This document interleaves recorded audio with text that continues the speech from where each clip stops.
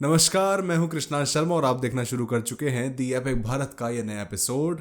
Vicky Kaushal starrer Chhaava देश और दुनिया भर में बहुत पसंद की जा रही है, करोड़ों का पैसा कमा रही है और इस वक्त at the time of recording जो फिल्म है वो सुपर हिट बनने की कगार पर भी है। चाहे वो ऑडियंस फीडबैक हो, क्रिटिक्स हो, रिव्यूवर्स हो, कुछ भी हो, सब लोग जो है वो छावा फिल्म के सपोर्ट में ही छावा को एक पॉजिटिव फीडबैक दे रहे हैं। राजाधिराज श्रीमंत श्री श्री श्री छत्रपति शिवाजी महाराज की जय। छत्रपति धर्मवीर संभाजी महाराज की जय। 10 ऑस्कर अवार्ड को मेल्ट करो, पिघलाओ उसको और एक छत्रपति शिवाजी महाराज की मूर्ति बनाओ और इस इंसान को सम्मानित करो। But overall, the film is a fantastic experience. मजा आ गया. Hats off to the director Laxman Utekar. मैंने खुद भी छावा फिल्म देखी और मुझे बहुत पसंद आई, बहुत अच्छी फिल्म बनाई गई है। लेकिन ये जो एपिसोड है हमारे चैनल पर, ये इस मूवी के बारे में बात करने के लिए नहीं है। इस मूवी से ज़्यादा हम बात करने वाले हैं छत्रपति संभाजी महाराज की। अब आप सोचेंगे कि छत्रपति संभाजी महाराज की तो ऑलरेडी काफ़ी बात हो रही है, तो हम आज किस बारे में बात करने वाले हैं? असल में हम छत्रपति संभाजी महाराज की लाइफ से जुड़े, उनके जीवन से जुड़े कुछ ऐसे किरदारों और ऐसे पात्रों के बारे में बात करने वाले हैं जो छत्रपति संभाजी पर बनी हुई जितनी भी मूवीज़ हैं, सीरियल्स हैं, अभी तक या तो उनके अंदर उनको ज़्यादा टच अपॉन नहीं किया गया है और अगर किया भी गया है तो बहुत स्पष्ट रूप से उनके बारे में नहीं बताया गया है।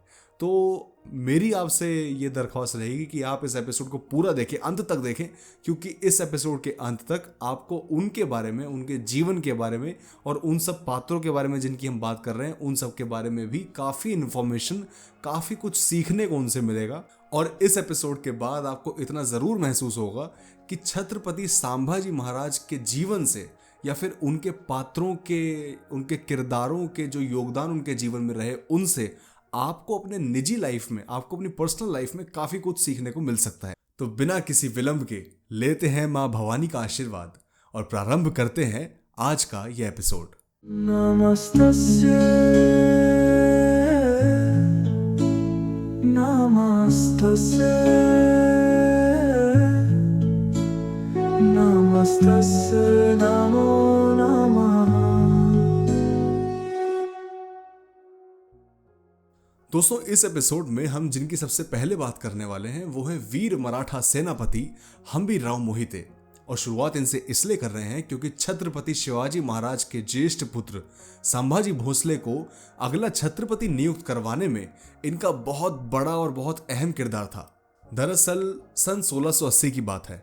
रायगढ़ के किले में छत्रपति शिवाजी महाराज का स्वर्गवास हो जाता है और अब छत्रपति का सिंहासन खाली था और उस वक्त हंबीरराव मोहिते और संभाजी भोसले रायगढ़ में उपस्थित नहीं थे।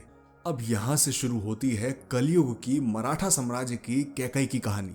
जी हां, जिस प्रकार से त्रेता युग में मंथरा ने कैकई को पुत्र मोह का लालच दिखाकर के, पुत्र मोह दिखाकर के भ्रमित किया था, उसी प्रकार से यहां पर भी सोयराबाई को छत्रपति शिवाजी महाराज के निधन के बाद मराठा साम्राज्य के कुछ मंत्रियों ने संभाजी की जगह उनके खुद के पुत्र 10 साल के राजा राम को छत्रपति बनाने का फैसला लेने पर मजबूर किया था। अब जो सोयराबाई थी वो संभाजी महाराज की सौतेली मां थी और हंबीरराव मोहिते की बहन। इस बात की खबर मिलते ही हंबीरराव मोहिते पन्हाला पहुंचते हैं और अपने बहन के प्रस्ताव को ठुकराते हुए संभाजी महाराज को अगला छत्रपति नियुक्त करने का फैसला करते हैं, उसका समर्थन करते हैं। ऐसा क्यों?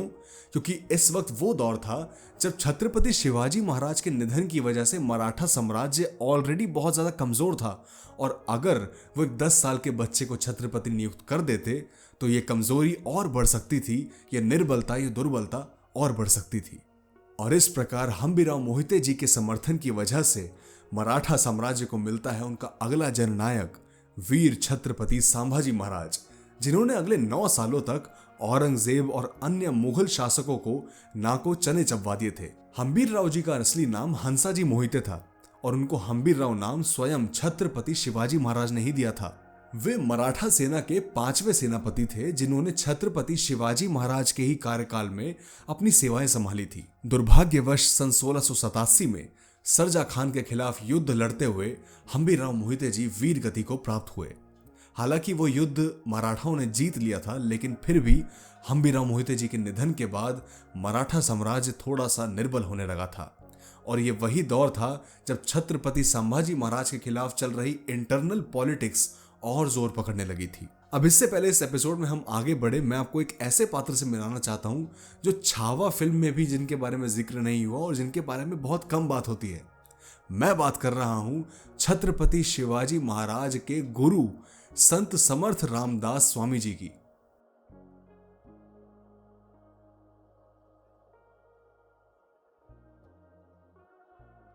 संत समर्थ रामदास स्वामी जी छत्रपति शिवाजी महाराज के आध्यात्मिक गुरु थे। उनका जन्म सन 1608 में श्री राम नवमी की पावन तिथि के दिन महाराष्ट्र के जलना जिले में हुआ था। उनके धर्मनिष्ठ माता पिता सूरजी पंत और रानूबाई ने उनका नाम रखा नारायण।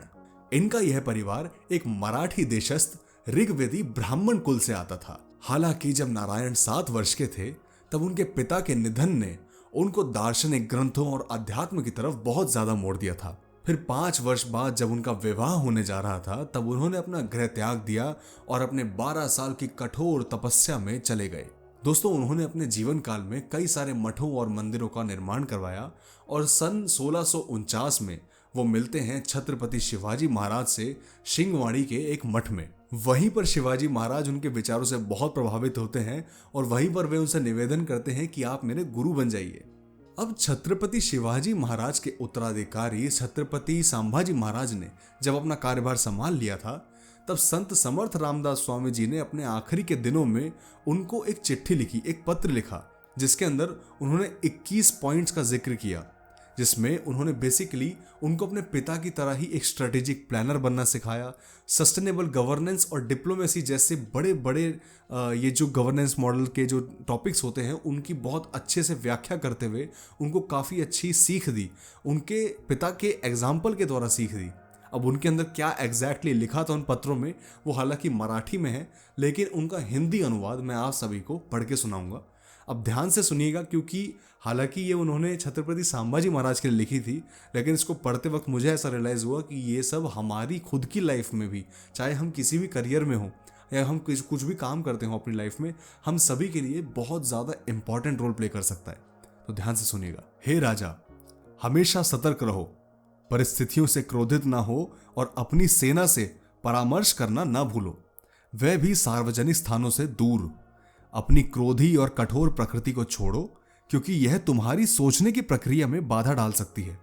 शांत और विनम्र रहो और यह मत भूलो कि तुम्हारा अंतिम लक्ष्य मोक्ष प्राप्त करना है। तो देखिए कितना आध्यात्मिक लेवल पर यह सारी चीज समझाई जाती थी।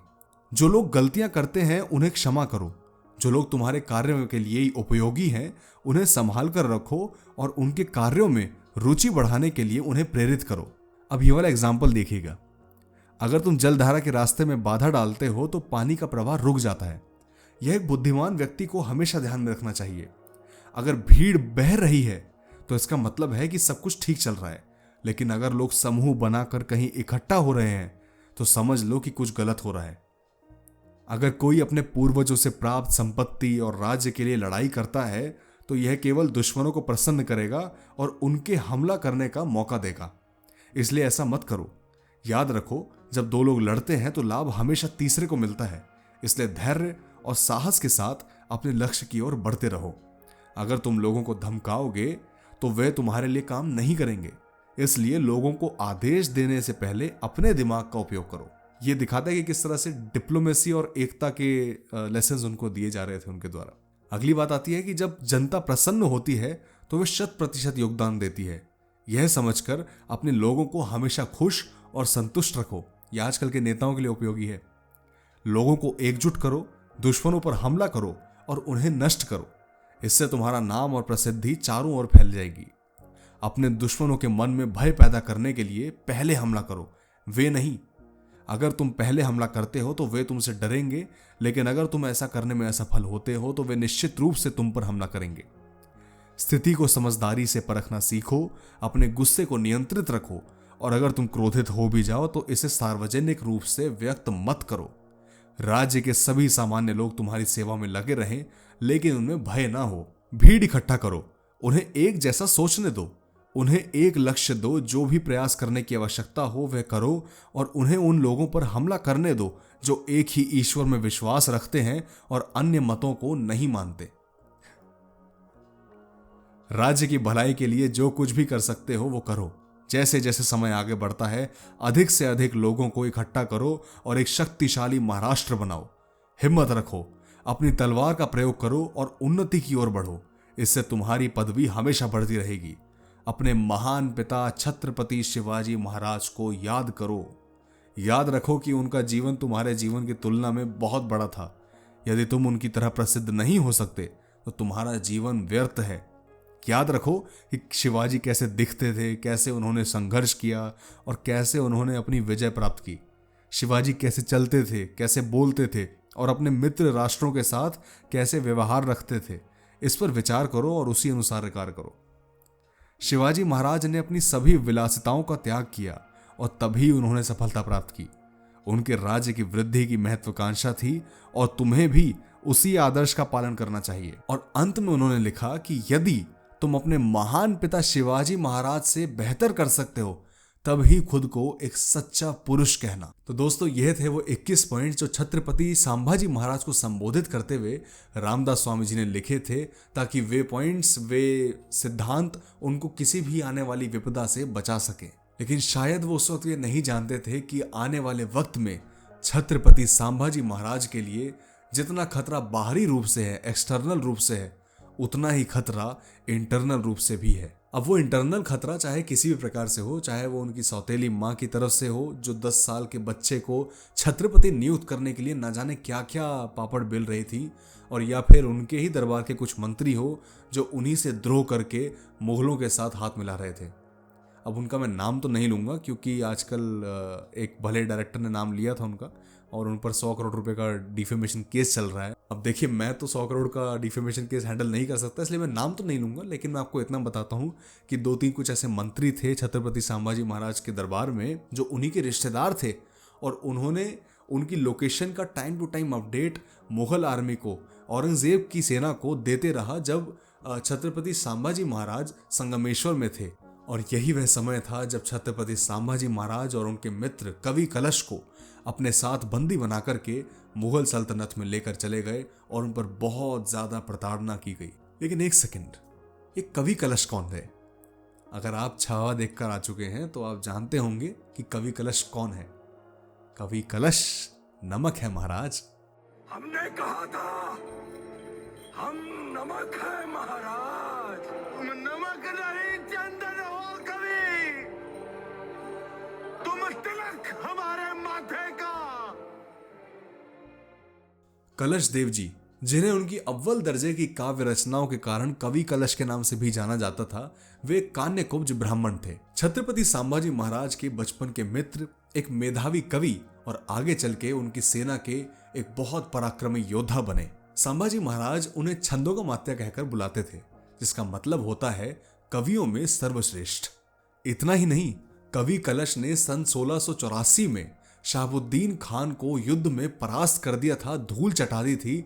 और इतना भी कहते हैं कि शहाबुद्दीन कवि कलश के सामने अपनी जान की भीख मांग रहा था और वो कायर हिंदू तक बनने को तैयार था। जब मार्च 1689 में औरंगजेब की सेना ने कवि कलश और छत्रपति संभाजी महाराज को कैप्चर कर लिया था, तब उन्होंने कविता कही जो मैं आपको पढ़ के सुनाता हूं। यावन रावण की सभा शंभु बंध्यो बजरंग, लहू लसत सिंदूर सम खूब खेलयो नर रंग, ज्यों रवि छवि लखतही नथित होत बदरंग, त्यों तब तेज निहार के तखत त्यजो हवरंग। शंभू यानी संभाजी महाराज को इस्लामी रावण यानी औरंगजेब ने हनुमान जी की तरह अपने दरबार में बांध रखा है। युद्ध के बाद महाराज लहू से, खून से लाल दिख रहे हैं, जैसे हनुमान जी सिंदूर से लेपित होते हैं। और फिर वो औरंगजेब पर व्यंग करते हुए अपने महाराज को संबोधित करते हुए कहते हैं कि जैसे सूर्योदय के बाद जुगनू अपनी चमक खो देता है, वैसे ही आपकी तेजस्विता को देख करके औरंगजेब की चमक ढीली पड़ चुकी है और उसने अपना तख्त छोड़ दिया है। और फिर इस बेइज्जती के बाद उस कायर औरंगजेब ने, उस राक्षस ने महाराज छत्रपति संभाजी को और कवि कलश को उनके अंत समय तक प्रताड़ित किया और उनकी निर्ममता से हत्या कर दी।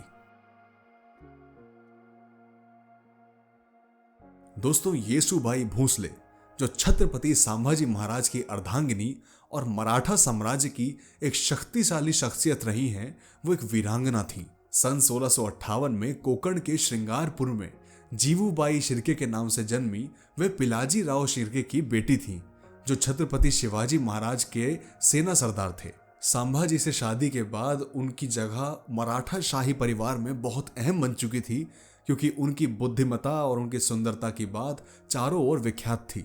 दोस्तों, येसुबाई जी की एक शाही मोहर भी थी जिस पर लिखा होता था श्री सखी रात्रि जयती, जिसका प्रयोग वे तब करती थी जब गवर्नेंस संभालनी होती थी संभाजी महाराज के पीछे से, जब वो कभी युद्ध पर गए होते थे। लेकिन फिर औरंगजेब ने जब संभाजी महाराज की निर्मम हत्या कर दी, उसके बाद उन्होंने सोयराबाई जी के उस पुत्र को, जो उस वक्त 10 साल का हुआ करता था, उसको फिर अगला छत्रपति नियुक्त किया और अगले 7-8 महीनों तक मुगलों की सेना का कड़े रूप से, बहुत बहादुरी से डट के विरोध किया।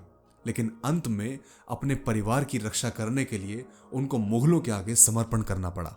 इसके बाद उनको और उनके बेटे शाहू को मुगलों ने 29 साल तक कैद में रखा, 17 साल महाराष्ट्र में और 12 साल दिल्ली के लाल किले में। और तो और उन्होंने कैद में भी उन्होंने येसुबाई वालिदाए शाहू के नाम से अपनी मुहर को जारी रखा और गुप्त रूप से अपने मराठी सैनिकों के साथ संपर्क में रहती थी, ताकि स्वराज्य की जो आग थी, जो छत्रपति शिवाजी महाराज और छत्रपति संभाजी महाराज लगाकर गए थे, वो कभी बुझने ना पाए। फिर सन 1719 में जब पेशवाओं की वजह से मराठाओं की ताकत फिर से बढ़ने लगी थी, तब उनकी रिहाई हुई और उन्होंने अपने अंतिम दिन सतारा में गुजारे और सन 1730 में वह वीरांगना परलोक सिधार गईं। दोस्तों, जाहिर है कि छत्रपति संभाजी महाराज और मराठा साम्राज्य के कई ऐसे और भी पात्र रहे होंगे जो इस वीडियो में कवर नहीं हो पाए, और जितने हो पाए उनके बारे में भी हम ज्यादा डिस्कस ना कर पाए हों वीडियो की तय सीमा की वजह से। लेकिन इससे यह साफ जरूर होता है कि मराठा साम्राज्य ने स्वराज्य की स्थापना करने के लिए बेहद कठिन से कठिन परिश्रम किया। अब स्वराज्य का मतलब क्या होता है, एक छोटी सी बात इस बारे में भी कर ली जाए तो बेहतर होगा। स्वराज्य का मतलब होता है सेल्फ रूल, यानी कि किसी भी आक्रांता से मुक्त, इंडिपेंडेंट। अब स्वराज्य की परिभाषा जो है वो कई लोग आजकल सेक्युलर बना करके देते हैं। छावा मूवी में भी छत्रपति संभाजी महाराज को बहुत सेक्युलर रूप में दिखाया गया है कि उनकी लड़ाई किसी धर्म विशेष के साथ नहीं थी, उनकी लड़ाई तो जी औरंगजेब के खिलाफ थी। लेकिन ऐसा नहीं है। गोवा में एक आपको स्टोन कार्विंग मिलती है जिसके अंदर क्लियर शब्दों में छत्रपति संभाजी महाराज और छत्रपति शिवाजी महाराज, इन सब का जो विचारधारा है वो क्लियरली लिखी गई है। अब आप सेक्युलर और नॉन सेक्युलर को किस लाइट में देखते हैं वो आपके ऊपर तय करने का है। मैंने तो आपको इतना बता दिया कि जो छत्रपति संभाजी महाराज थे और जो छत्रपति शिवाजी महाराज थे, वो सेक्युलरिज्म को प्रोपोगेट नहीं करा करते थे। उनका केवल एक मकसद था, Hindavi Swaraj, that's it. No complains, no ifs and no buts. तो दोस्तों, अगर आप हिंदू हैं और अगर आप आज अपने मंदिरों में, अपने मठों में बहुत खुलेआम तरीके से पूजा अर्चना कर पा रहे हैं, अगर आप अपने खुले विचारों को रख पा रहे हैं, अगर मेरे जैसे यूट्यूबर सनातन वैदिक धर्म का प्रचार और अपने भारतीय इतिहास का प्रचार खुले तौर पर यूट्यूब पर कर पा रहे हैं, तो हमको नमन करना चाहिए मराठाओं के सामने, हमको नमन करना चाहिए ऐसे ही भारत के कई सारे हिंदू राजाओं के सामने जिन्होंने ये इस लेवल पर हमको लेकर आए, जिन्होंने ये स्वराज्य वाकई में एक हद तक स्थापित किया। तो दोस्तों, इस एपिसोड में बस इतना ही। इस एपिसोड को कंक्लूड करेंगे छत्रपति संभाजी महाराज के लिए हमारे द्वारा लिखी गई एक छोटी सी कविता से।